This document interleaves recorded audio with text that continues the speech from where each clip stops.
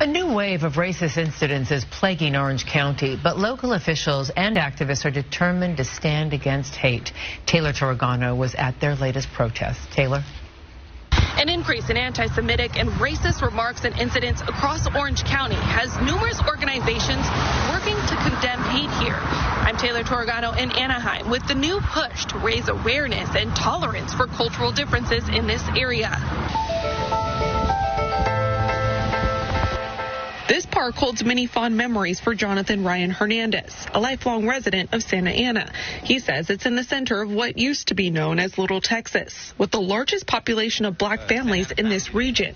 Up until recently, there was an annual family festival here with people of color everywhere he looked. Jumpers for children here, all sorts of black-owned businesses and soul food restaurants. Both he and Orange County National Action Network President Darlene Futrell have lived in OC for decades. Both have vested interest in creating a safe community for people who look like them. With black and brown cousins, Jonathan says he always felt a need to unite both sides steeped in division. When his dad was murdered from gang violence, Jonathan officially became a servant for the community. By 14, he was organizing political events with other youth, and even now he's still deeply connected to his neighborhood, from hosting this annual toy drive to running for office. Now he's standing at this protest as not just a community member, but a council member representing District 5. He's supporting the National Action Network, who's calling for District Attorney Todd Spitzer to resign after they say he made racist comments while discussing the death penalty for a black murder defendant. When you have a DA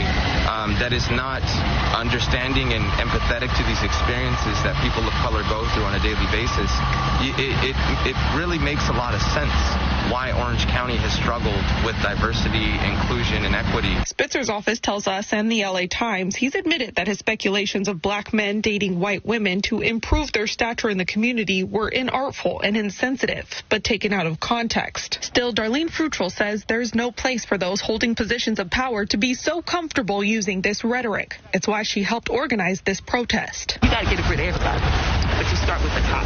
It's an issue of racism that goes deeper than the DA and long precedes his tenure, says Fayaz Nawabi, the policy and advocacy manager for the Council on American Islamic Relations, Los Angeles. It's the largest Muslim-run civil rights organization in the nation. His office also covers all of Orange County and the Inland Empire.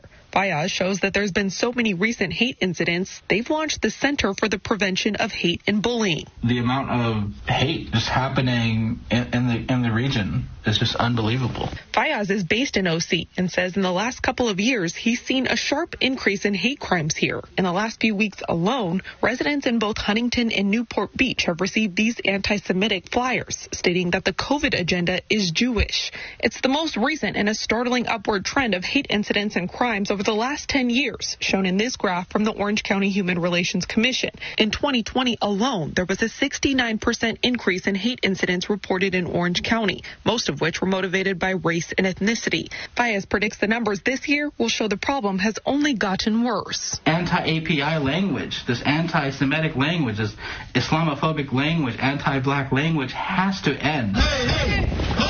It's an end Councilman Hernandez says he's hopeful for, as long as they continue taking intentional strides in the right direction. We need to call racism what it is. It's evil. It's tyrannical. It's about destroying people that are different than you. Finishing that liberation for one people is liberating for all.